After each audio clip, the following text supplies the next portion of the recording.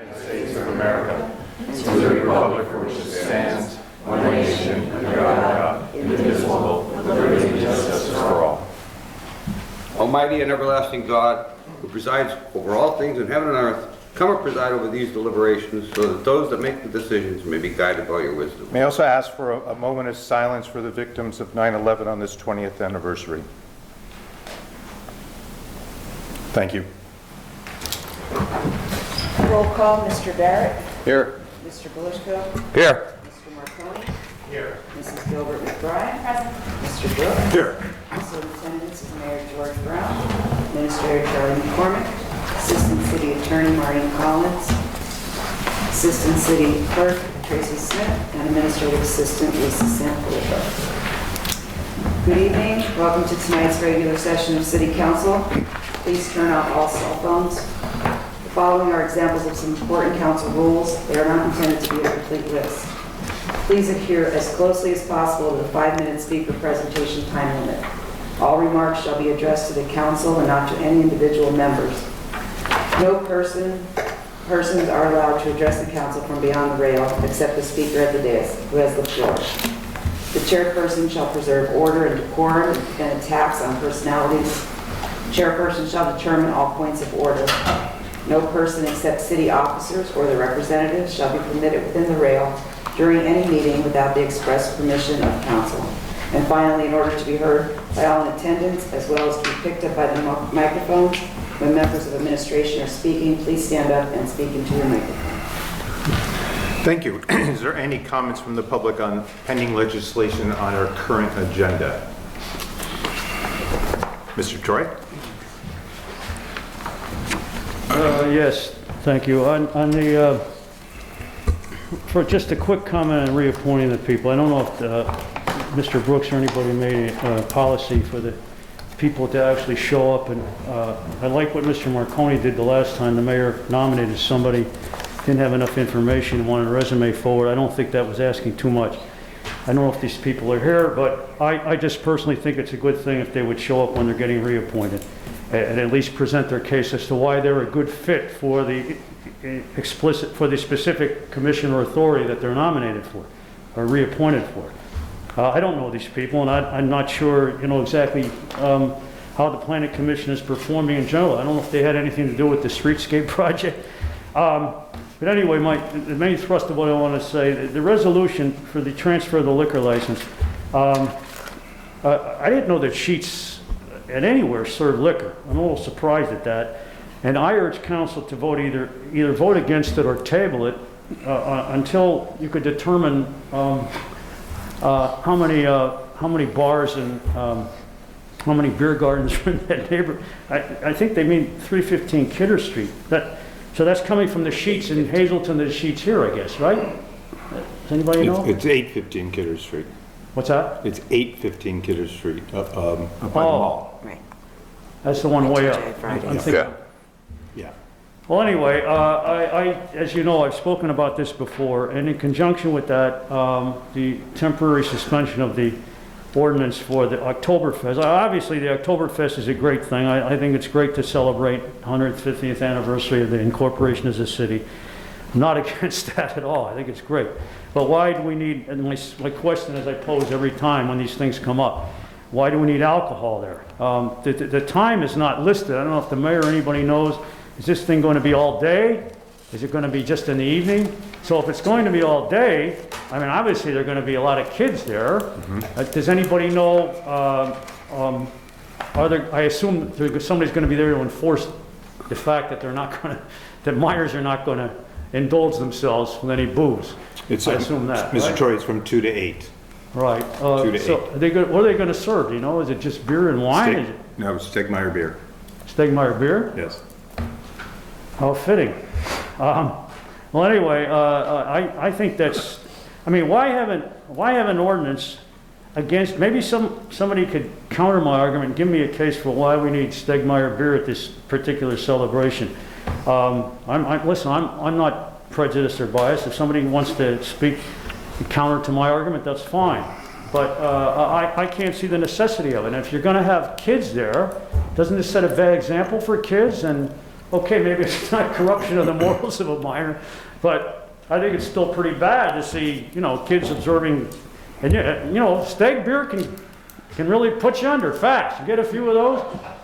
How long is this gonna last? It's just beer, it's not wine or...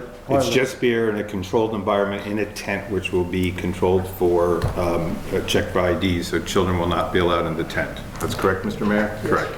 I'm still opposed to it, and I think that, as I said, what is the sense of having an ordinance if every time somebody wants to have a celebration? Well, in this case, as I said, I think it's a great celebration, but I don't know why you have to serve the booze. Why you have, if there's an ordinance in place, and it seems like every time, whether it's the Riverfest, the Cherry Blossom Festival, or whatever the particular occasion is, it seems that the ordinance is always suspended. Why bother having an ordinance?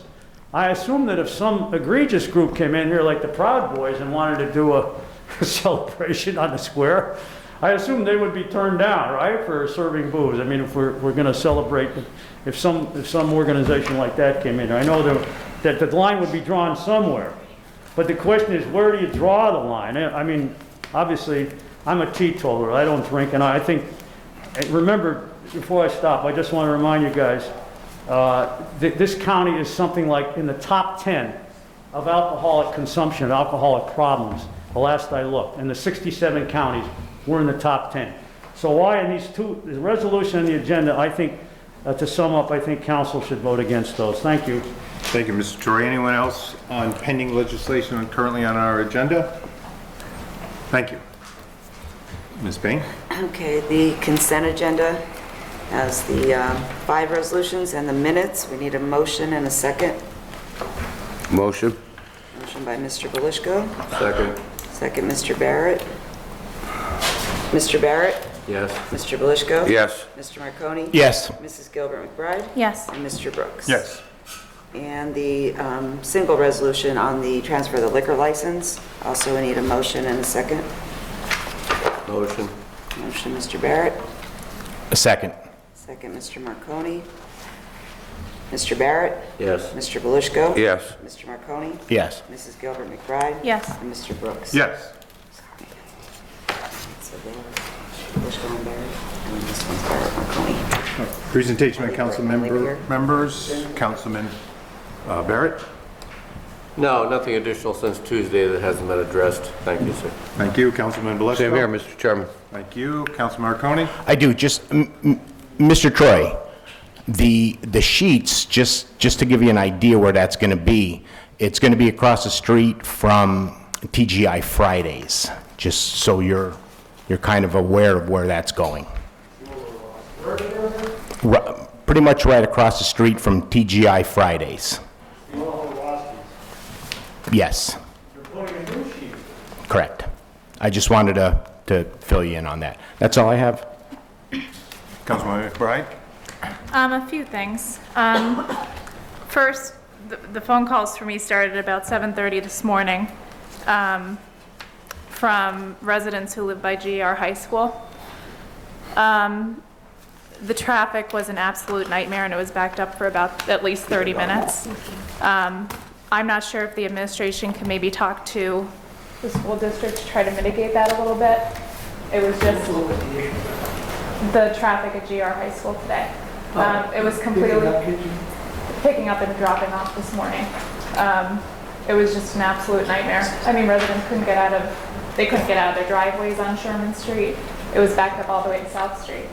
And it was also backed up on Grant Street as well. So you'd like us to see if there's a way they can work that out? Yeah, see if they can work it out. Because, I mean, just from the residents that called me, they have to get to work, you know? So I just think they need to figure out something different to do there.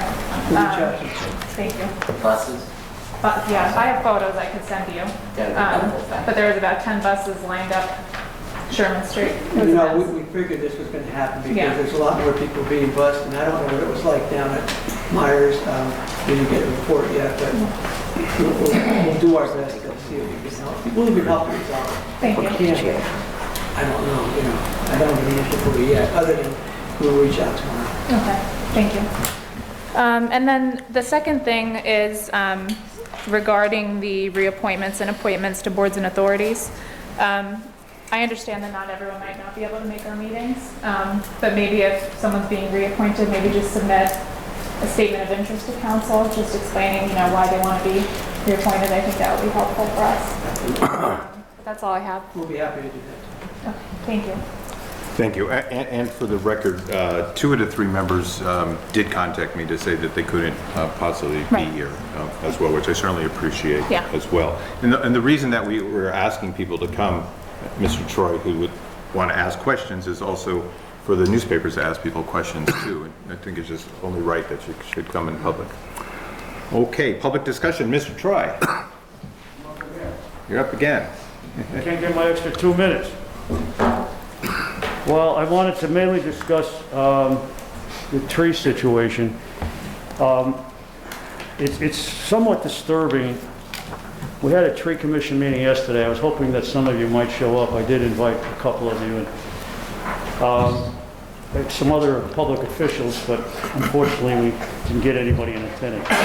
But as most of you know, I don't know if you actually saw with your own eyes the last block of North Franklin Street, King's College, the big hill there, has cut down every one of those trees. I understand that at one time there were 13 trees there, and between, I guess it's 18 months ago or so, and last week, I guess it was, and they cut the rest of them down, there were 6 or 7. Now, I understand from the mayor and everybody else, the logic here, it fails, I fail to grasp it.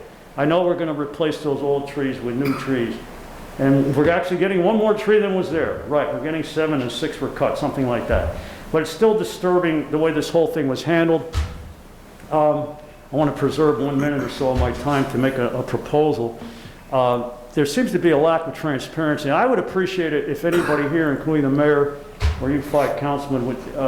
I got an email here from Fred Pettit, who's the contact person at King's College, who I assume had held a lot of sway over this project. Who was the go-to person, so to speak. And I had called him, and then he emailed me. And to make a long story short, to sum this up, it seems to me that this decision was made with city officials. There are no specifics given, and it doesn't really matter who gave the permission to cut these trees down. What disturbs me is the fact that our commission, and myself, and the rest of the tree commission, and the public in general didn't know about this. Because that neighborhood, believe me, if you look at that now, it's the difference, the before and after distinction, or disparity, is stark, and it's disturbing, and it's changed forever. I mean, you can plant new trees there, Mayor. I know they're going to plant new trees. It's going to look nice with sidewalks and curbing and all this, and handicap ramps and so forth. But you can't tell me that those old trees are 50 years old, in some cases, or more.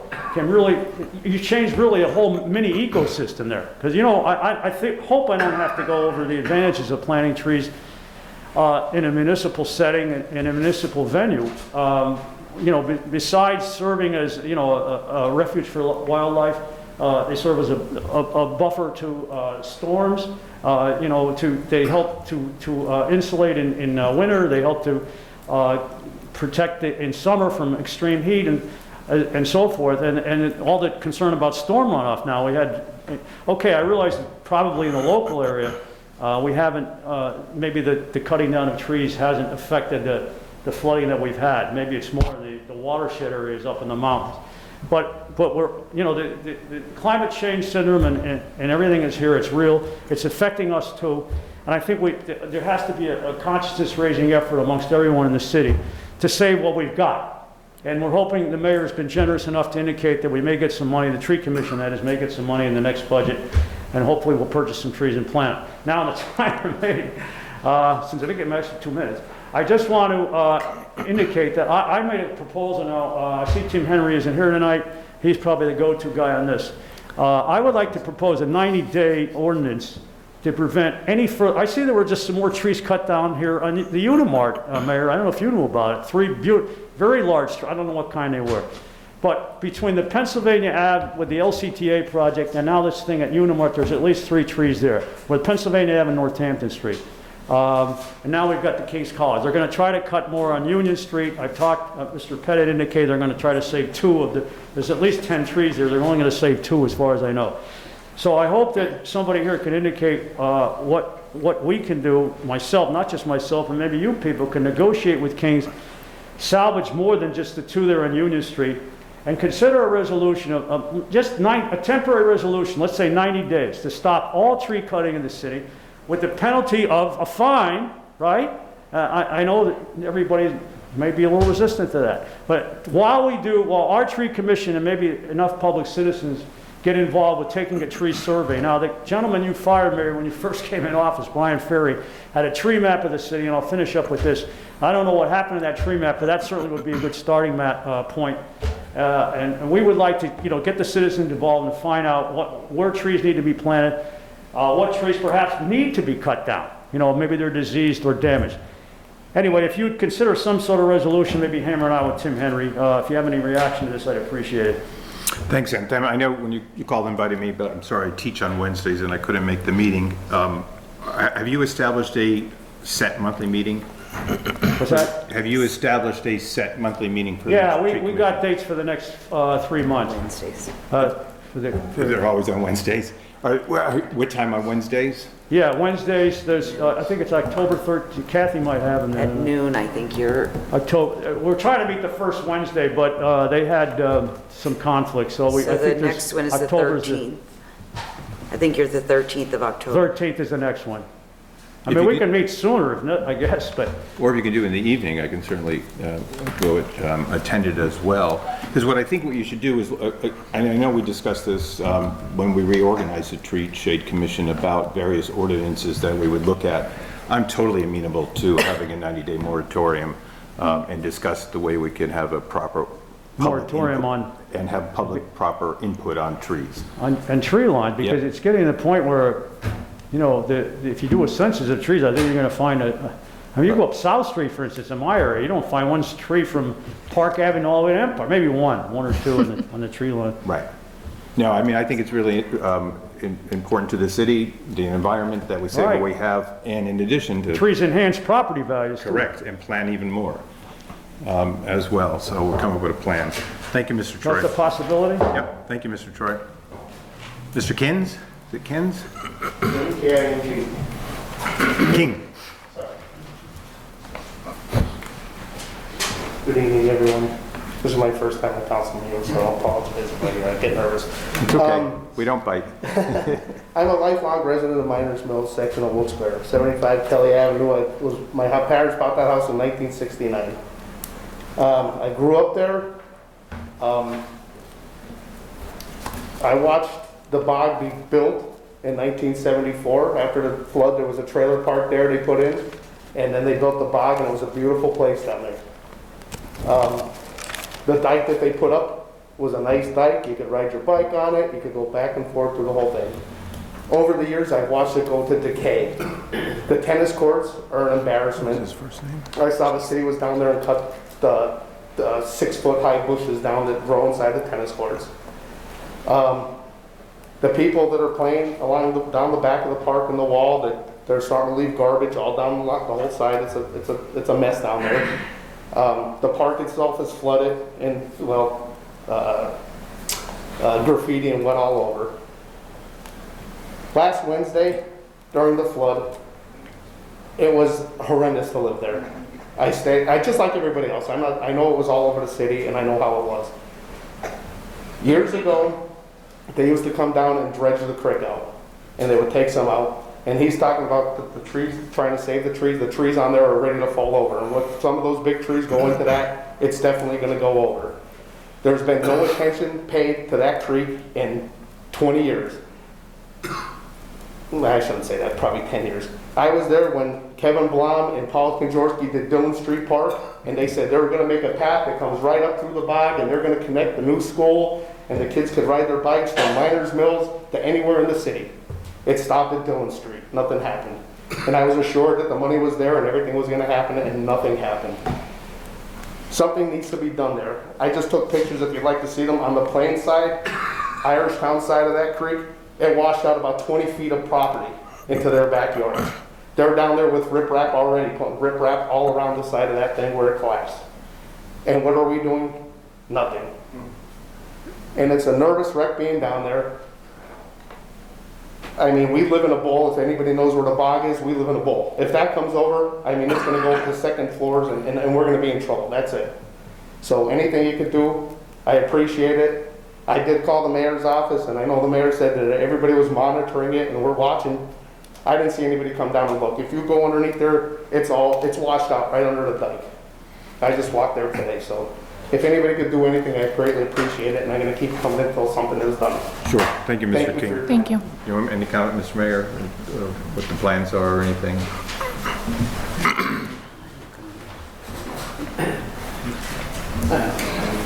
Do I need that? No. Okay.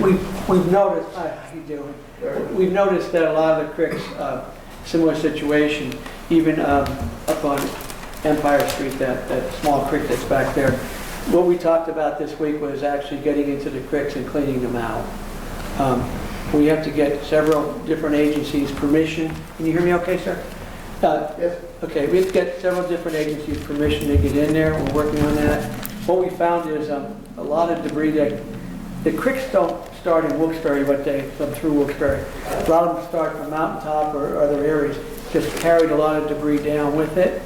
And even on Wednesday night, we found that we had to employ a contractor to come down with heavy equipment to pull stuff out while the water was getting higher and higher. And I don't want to make too much of a speech here, but we found that the debris has to be cleaned out.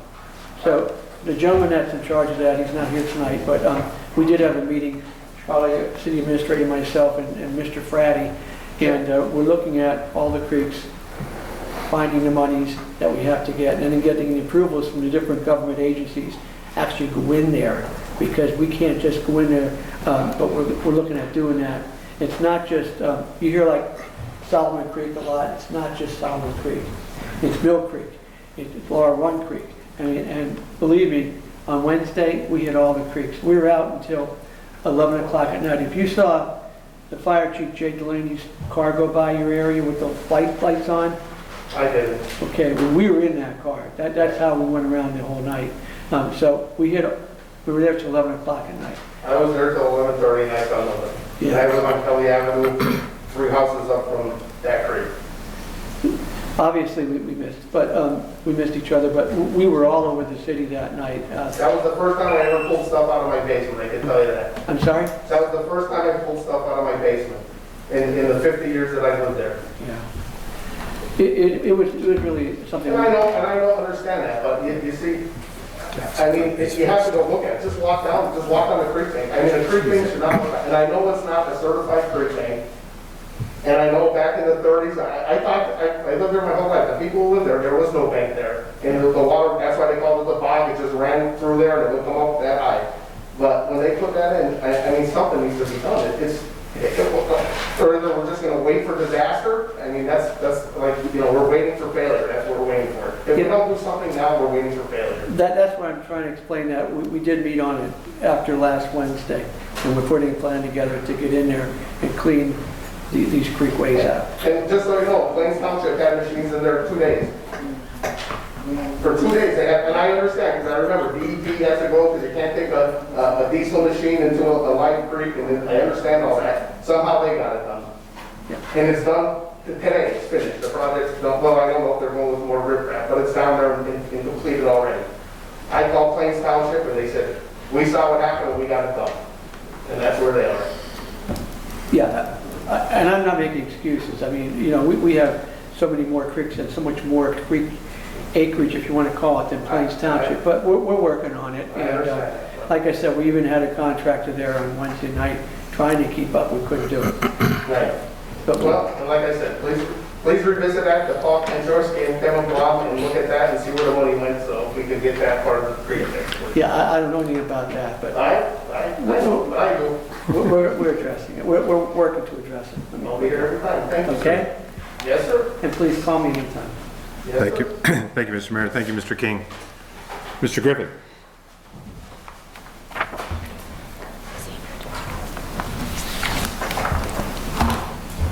Good evening, Greg Griffin, Mr. Mayor, members of council, and citizens.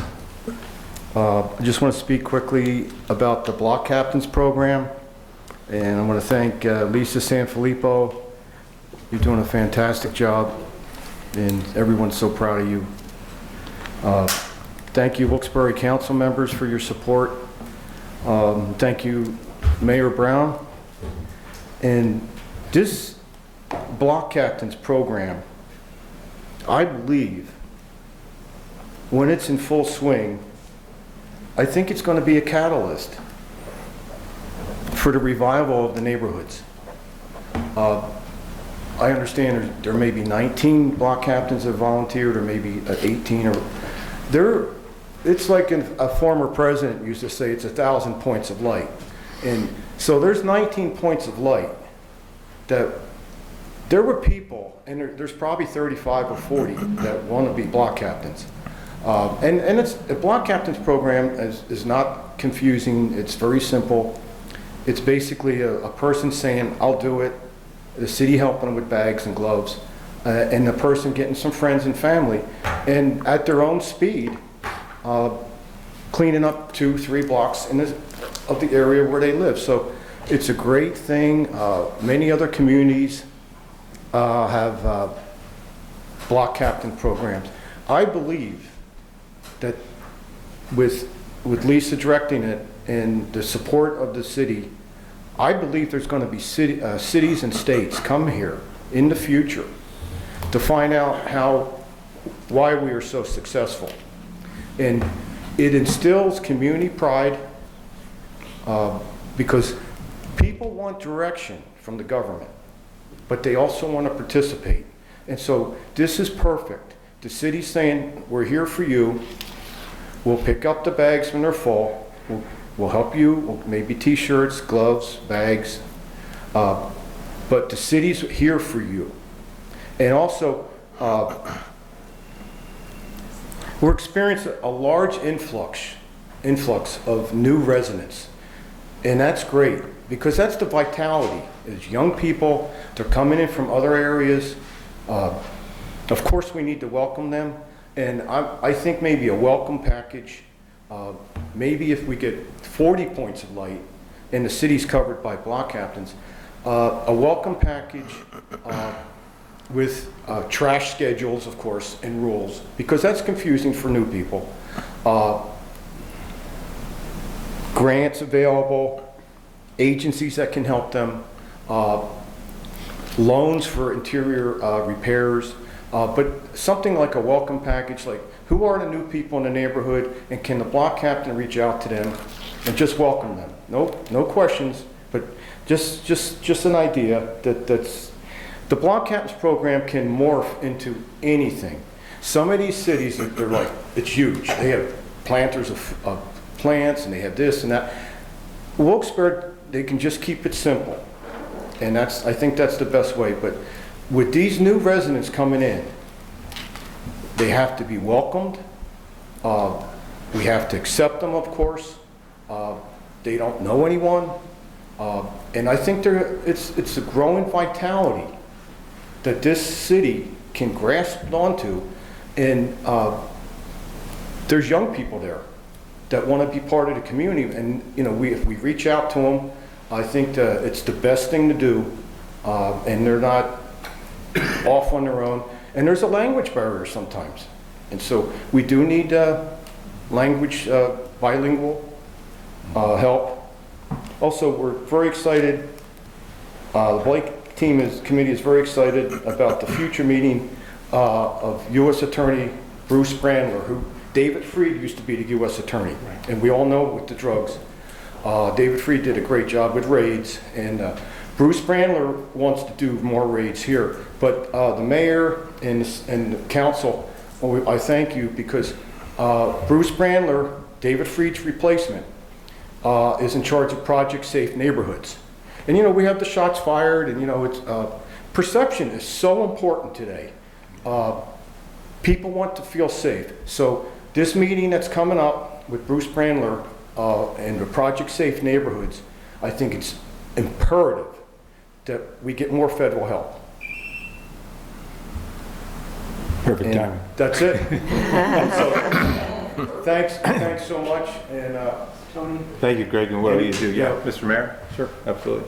Yeah, first of all, the block captains program, Greg, that was initiated by your idea, by the way.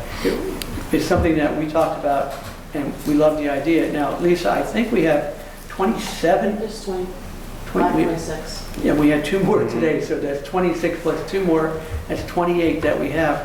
We had an initial training program last night with, what, about 15 people last night? Yeah, it was 15 of us. About 15 people, and we went over the safety, how do you do cleanup safely? We had Chief Jay Delaney there last night. He went over the protocols. We're going to make sure that everybody, before they're turned out to be a block captain, goes through the safety training. And we had, I know it was a great meeting last night, going over what their responsibilities will be and what they're going to get as far as help. And we're going to set up our second meeting next week, Lisa. I think we have a second meeting set up. So we should be able to get all 28 people, but we just signed up 2 more today on the phone, people that called up asking about it. But Greg, it is going to grow. I see 50 people after we're done, but each will have to go through training like we did last night. And they'll be designated. We're going to get special shirts made up and provide all the safety that they need. But once again, thank you for the idea. I mean, and we are looking for... it's other people's ideas. I may have suggested it a little bit. You did. But there's so many good people here. You did. But- And also the upcoming meeting that you talked about, Chief Coffey and I will be there, and we're looking forward to attending that. Yeah, Bruce Yeah. Brandler, good, I'm sorry. And I just want to say, you may see there's the substations that we started. There's more and more activity going on through the substations now. You may have gotten a report, council members, but we have the new hires, the new police now that are actually on the streets. And we've identified them to do more community policing, and you may have seen them in your area. More community policing, more walking the streets, but also the anti-crime unit's out now. So we're working on addressing some of the issues that we know are out there. But Yeah. Greg, thank you, for your help and Thank you, Mayor. and for the It's- garden too. That was a great. Oh, the garden, yeah, well, there's still tomatoes. But, but real quick, as a 25-year retired state corrections officer, we ran the prison tight. Beds made in the morning, everything mopped up, no fighting. We wrote them up, we after warnings. You can lose a jail a little bit every day, and some jails are dangerous because they've lost them. And the same thing with a municipality. You can lose a city a little bit every week or month, but getting it back is difficult. But you can get it back a little bit, block by block. But I believe Wilkes-Barre is at a precipice where we have to do something, and the block captains program I think is very enthusiastic. But as far as crime, people, the perception have to feel safe in their neighborhoods, and I just thank you all for supporting the U.S. Attorney who's coming. Thank you. Thank you, Greg. Thanks, Greg. Mr. Schaefer?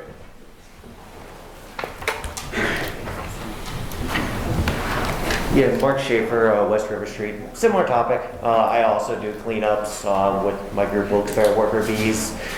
We try and go all over the city, pick up trash. I like the idea of more people getting involved, of course, but I think in addition to more people involved, the city needs to look at ways to make it easier for people to get rid of their trash. Because people don't just throw trash in the street because they're lazy or they're bad people. A lot of them are frankly, like, blue bags are expensive. If you have a large piece of waste, it's nice that the city did do the program a couple weeks ago to get rid of those, but it's hard to get rid of your trash in the city and it's expensive, and we're a very low income city. So I mean, even just, I drive up and down Hazel Street all the time because I work in Hazleton and Pottsville. So I go up there to go down 81, and with the worker bees I go to Hazel Street all the time because it's a very big problem. And I think a big part of that is just we really need to put trash cans on Hazel Street and other places. Anywhere that's a high foot traffic area, if you look at any other city, no matter what size, in high foot traffic areas, there are trash cans on the corner. And since we don't have that on places like Hazel Street and Main Street and other areas, people just throw their water bottle, their snack wrapper, whatever on the ground because they don't want to carry it for 10 blocks. I wish they would, but people don't. You can't exactly hope everyone's going to be the model human. They aren't. And you have to plan for reality, and Councilwoman Gilbert brought it up a while ago. We could do a cheap option where it's old water jugs, just anything that makes it easier for people to get rid of their trash. In my experience, like I talk to people in the neighborhoods and they come out and thank us and stuff. People don't want their neighborhoods to look bad, so they're not doing all this just because they're lazy. It's difficult in the city, and we need to improve the ways that we deal with trash. So I think we need to not just look at getting people to step up, but at more systemic ways to actually fix the problem and not put it on people in the neighborhoods. Thank you. Thank you, Mr. Schaefer. Any comments, questions? Anything to go to the order? I just have a quick question. Sure. I'm sorry. No I always problem. do this. I always drag everything on longer than it needs to be. Has there been any movement on trash cans in the neighborhoods at all? Have there? Okay. We haven't, but Mark, first of all, thanks for what you're doing for the city. But I really think what a big part of this issue is people don't care. People are throwing stuff on the ground. I see it, you have to see it. Tony finishes a bottle, they throw it on the ground. We have trash cans all over South Main, Public Square, and other areas, and guess what? They're not using them.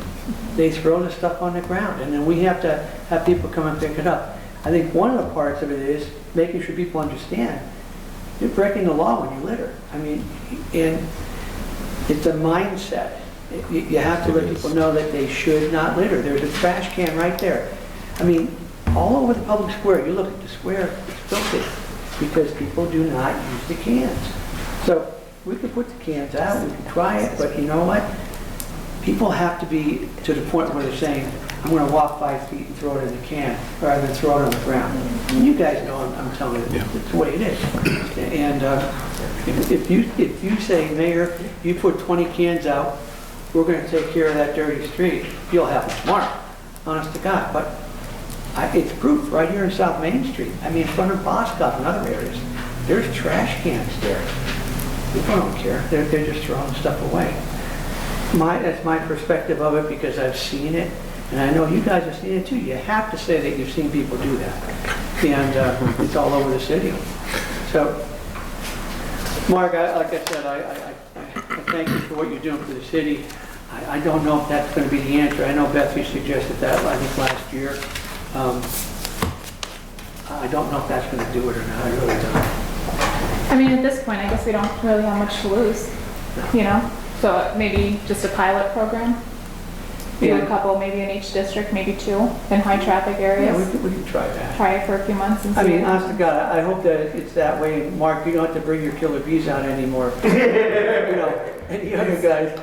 But if that's the case, I wish it would work that way, honest to God, I do. So yeah, we can try it out and we can monitor it and see if it has an effect, but I wish it would. Thank you. Anything else? Okay.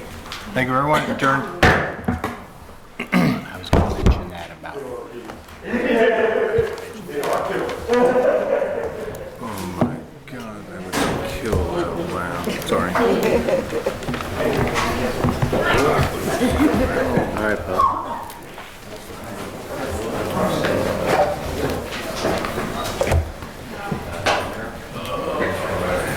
I know. I wish they would almost be better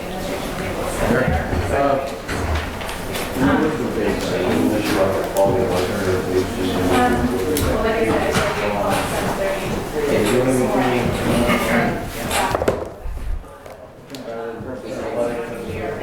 No, yeah.